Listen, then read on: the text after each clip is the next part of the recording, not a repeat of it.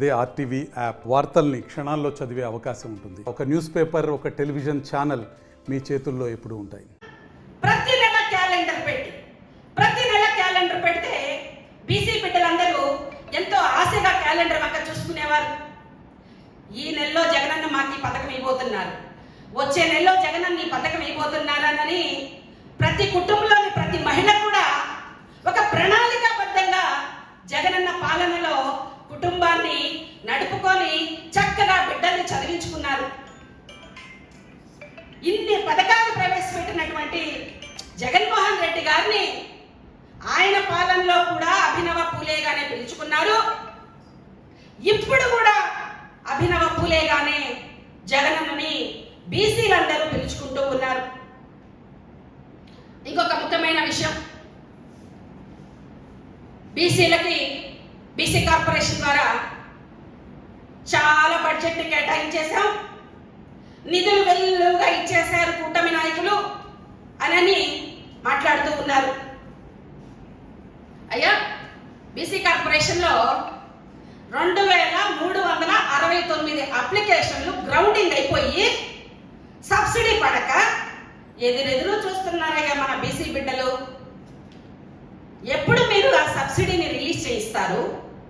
24-25 అయ్యా ఈ సబ్సిడీ, 25-26 ఇంకా అప్లికేషన్ తీసుకోలేదయ్యా.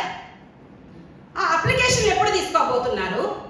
ఈ 2367 అప్లికేషన్లు గ్రౌండింగ్ అయిపోయి సుమారు 70-80% బ్యాంకర్స్ కూడా బిల్లింగ్ ఇచ్చేసి, ఇవన్నీ కూడా మీ సొంత కార్యకర్తలు ఇచ్చుకొని ఉంటారు.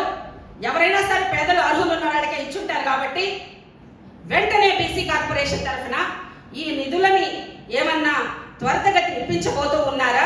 ఫైనాన్షియల్ ఇయర్ కూడా అయిపోయిందన్న విషయాన్ని మీకు మీ నాయకులకి ఒకసారి నేను బీసీ నాయకురాలుగా గుర్తు చేస్తూ ఉన్నానయ్యా.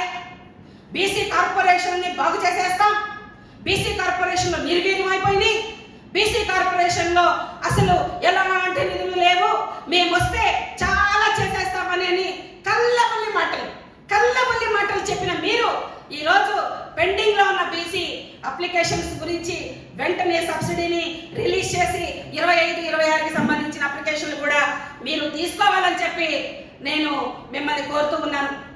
అదేవిధంగా బీసీ భవనాలు కార్పొరేట్ బీసీ సంక్షేమానికి పెద్ద ఎత్తున నిధులు ఇచ్చారు అని చెప్తున్నారు కదా, మరి బీసీ భవనాలు పూర్తి ఎప్పటిలోపల చేస్తారో మీరు చెప్పగలరా? మీరు అనొచ్చు, గతంలో జగన్మోహన్ రెడ్డి గారు ఎందుకు చేయలేకపోయారు అని. దానికి కూడా మేము సమాధానం చెప్పడానికి రెడీగా ఉన్నామండి. గతంలో మాకు మోడీతో జోడీ లేదు, ఇప్పుడు మీకు మోడీతో జోడీ ఉందని మీరే చెప్పారు. నిన్న కేంద్రం నుంచి నిధులు వెల్లువలాగా వచ్చేస్తున్నాయని చెప్పారు. కాబట్టి మా జగనన్న పరిపాలనలో 2 సంవత్సరాలు కరోనా అయ్యా, ఆర్థిక మాంద్యమయ్యా, అయినా కూడా ఎక్కడ కూడా పేదలకి సంక్షేమ విషయంలో రాజీ పడకుండా జగన్మోహన్ రెడ్డి గారు ఇచ్చిన ప్రతి హామీని కూడా నెరవేర్చారు. ఇలాంటివి చిన్నవి పెండింగ్ ఉన్నాయి, ఇవి మీరు చెప్పారు. ఇప్పుడు మేము కేంద్రంతో కూటమిలో మీరు ఉన్నారు, అత్యధిక నిధులు బీసీలకు ఖర్చు చేయబోతున్నామని మీరు చెప్తూ ఉన్నారు. బీసీ భవనాల్ని వెంటనే పూర్తి చేయాలని చెప్పి కూడా మేము డిమాండ్ చేస్తూ ఉన్నాం. అదేవిధంగా నిధులు వెల్లువలా వచ్చేస్తున్నాయి కాబట్టి, మీ దగ్గర వెల్లువలా తెచ్చేస్తున్నారు కాబట్టి బీసీ బిడ్డలందరూ నిరుద్యోగ వృత్తి కోసం ఎదురు చూస్తూ ఉన్నారయ్యా. బీసీ బిడ్డలందరూ నిరుద్యోగ వృత్తి కోసం ఎదురెదురు చూస్తూ ఉన్నారు. ఉద్యోగాలు ఎలాగో ఇవ్వట్లేదు, ఉద్యోగాలు లేవు, కనీసం నిరుద్యోగ వృత్తన్నా ఇస్తే ఏదన్నా 1-2 అప్లికేషన్లు వేసుకోవడానికైనా. ఈ మధ్య ఒక నోటిఫికేషన్ వచ్చింది, ఒక్కొక్క బీసీకి 850 రూపాయలు అడిగారయ్యా. ఎక్కడి నుంచి తీసుకొస్తారయ్యా బీసీ బిడ్డలు? చదువుకొని ఖాళీగా ఉన్నారు, ఉద్యోగాలు కల్పిస్తామని అబద్ధాలు చెప్పారు. కనీసం నిరుద్యోగ వృత్తిని సంవత్సర కాలమైందయ్యా. బీసీ బిడ్డలు పాపం మనోవేదంతో ఉన్నారు. వాళ్ళందరికీ నిరుద్యోగ వృత్తిని కూడా వెంటనే ఇవ్వాల్సిందిగా మేము డిమాండ్ చేస్తూ ఉన్నాం. అదేవిధంగా బీసీలకి చంద్రబాబు నాయుడు గారు అలాంటి జగనన్న చేస్తేనే ఏదైనా చేయూత ఇస్తే ఆడబిడ్డ నిధి ఇలాంటి జగనన్న చెయ్యాలి. ముందు క్యాలెండర్ ఇస్తాం. ఈ విధంగా రాజ్యసభకి ఒక మత్స్యకార బిడ్డని, బీసీల కోసం కష్టపడ్డాడు అని చెప్పి మన ఆర్ కృష్ణన్నని, మన బీదా మస్తాన్నని వీళ్ళందరినీ కూడా రాజ్యసభకి పంపించినటువంటి ఘనత మా జగన్మోహన్ రెడ్డి గారిదేనయ్య. తర్వాత పంపించుండొచ్చు, అది వేరే విషయం. కానీ ఏదైనా సరే గడుసున్న నాయకుడు ఒక నిర్ణయం తీసుకోవాలంటే వెనక ముందు ఆలోచించకుండా పేదల పక్షాన, పేదలకు ఇచ్చిన హామీల పక్షాన, పేదలకి రాజకీయ పదవుల పక్షాన నిలబడినటువంటి ఏకైక నాయకుడు జగన్మోహన్ రెడ్డి గారయ్య. మీరు చెప్పారు మోడీతో మేము చాలా జోడీగా వెళ్ళిపోతున్నాం అన్నారు కదా. సంవత్సరం అయిందయ్యా. బీసీల్లో ఉన్న కొన్ని సామాజిక వర్గాలు ఎదురెదురు చూస్తూ ఉన్నారు. ఎస్సీ ఎస్టీ రిజర్వేషన్లు వాళ్ళకి కల్పించాలని, కల్పిస్తామని కూడా మీరు హామీలు కూడా ఇచ్చున్నారు కొన్ని కులాలకి. ఉదాహరణకి రజక, వాల్మీకి, వడ్డెర లాంటి కులాలని మీరు బీసీ జాబితాలో నుంచి ఎస్సీ ఎస్టీ జాబితాలోకి మేము ఖచ్చితంగా మా వంతు పనిని మేము చేస్తాము అని మీరు బీసీలకి హామీ ఇచ్చున్నారు. ఇప్పుడు మీ చేతిలోనే ఉంది. మీరు అనుకుంటే చేయగలరు. చెయ్యాలన్న పెద్ద మనసు మీ నాయకుడికి ఉందా అని మేము ప్రశ్నిస్తూ ఉన్నాం. కూటమిలో ఉన్నారు కాబట్టి రాష్ట్రంలో దానికి సంబంధించిన ఫైలింగ్ అంతా మూవ్ చేస్తే కేంద్రంలో పాస్ అయిపోతుంది వెంటనే. కాబట్టి మిమ్మల్ని ఒక బీసీ నాయకురాలుగా నేను రిక్వెస్ట్ చేస్తూ ఉన్నా. ఇప్పుడు మీకు మంచి అవకాశం ఉంది మీ చేతుల్లో. వీళ్ళు ఎన్నో సంవత్సరాలుగా పోరాటం చేస్తూ ఉన్నారు రిజర్వేషన్ మార్పు కోసం. అదేవిధంగా కొంతమంది బీసీలోకి రావాలని, కొన్ని సామాజిక వర్గాల్లో నుంచి బీసీలోకి రావాలని కూడా ప్రయత్నం చేస్తూ ఉన్నారు. ఈ టైంని మీకు సద్వినియోగపరిచి ఈ సమస్యకి పరిష్కారం మీరు చేయగలరు, మీకు ఆ పెద్ద మనసు ఉంటే అని నేను తెలియజేస్తూ ఉన్నాను. అదేవిధంగా బీసీల్లో సంక్షేమ పథకాల కోసం ఎంతోమంది సర్టిఫికేట్స్ లేక, క్యాస్ట్ తెలియక, క్యాస్ట్ సర్టిఫికేట్ ఇవ్వక ఎన్నో ఇబ్బందులు పడుతూ ఉంటే జగనన్న సురక్ష పథకం అని చెప్పి గతంలో జగనన్న ఇదే జూన్ నెలలో అండి, జూన్ నెల వస్తే అదే గుర్తొస్తోంది మనకి. జగనన్న సురక్ష పథకం కింద 9 రకాల సర్టిఫికేట్స్ని బలహీన వర్గాలకి తిరగకుండా ఇంటికే చేర్చినటువంటి ఘనత జగన్మోహన్ రెడ్డి గారు. డెత్ సర్టిఫికేట్ కావచ్చు, బర్త్ సర్టిఫికేట్ కావచ్చు, క్యాస్ట్ సర్టిఫికేట్ కావచ్చు, ఇలాంటి అనేక రకాల సర్టిఫికేట్స్ని ఇప్పించినటువంటి ఘనత జగన్మోహన్ రెడ్డి గారిని తెలియజేస్తూ ఉన్నాను. పోతే చివరిగా మీరు అన్నారు మా ప్రభుత్వం, కూటమి ప్రభుత్వం బీసీల కోసం ప్రత్యేకంగా ఒక రక్షణ చట్టాన్ని తీసుకొచ్చామని అన్నాను. మీరు అన్నారు కాబట్టి నేను అంటున్నానండి. బీసీల కోసం రక్షణ చట్టాన్ని తెచ్చామని అన్నారు కాబట్టి నేను అంటూ ఉన్నాను. బీసీలు దశాబ్దాల కాలంగా ఒక సమస్యతో నెల్లూరు జిల్లాలో అనేక బీసీ కులాలు బాధపడుతూ ఉన్నాయి. వాటిలో మచ్చుకి 1-2 చెప్తాను. ఆ రక్షణ చట్టాన్ని ఉపయోగించి మీరు వాళ్ళకి న్యాయం చేస్తారని చెప్పి నేను విన్నవించుకుంటూ ఉన్నాను. ఎందుకంటే ఒక బీసీ నాయకురాలిగా బీసీలు బాగుపడాలని చెప్పి మిమ్మల్ని రిక్వెస్ట్ కూడా చేస్తూ ఉన్నాను. నేను సర్వేపల్లి నియోజకవర్గం, అనికేపల్లి పంచాయతీ, నాగులవరం విలేజ్లో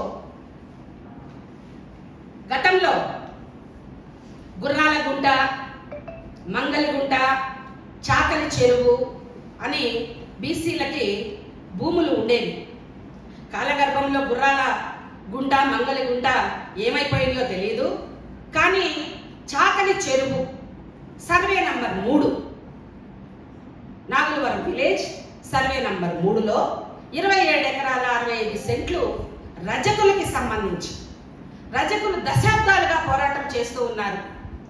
గతంలో పంచాయతీ సర్పంచ్గా పనిచేసినటువంటి ఒక బీసీ నాయకుడు తీర్మానం కూడా ఇచ్చి ఉన్నారు.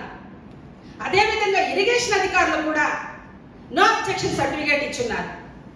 వాళ్ళు కలెక్టర్ గారిని కూడా, ఆనాటి కలెక్టర్ గారిని కూడా కలిశారు. కలిసిన పిమ్మట అక్కడ శంకుస్థాపన కూడా చేసుకోవడం జరిగింది. శంకుస్థాపన చేసుకున్న తర్వాత కొంతమంది వాళ్ళని ఆ స్థలంలోకి రానికుండా దౌర్జన్యం చేశారు.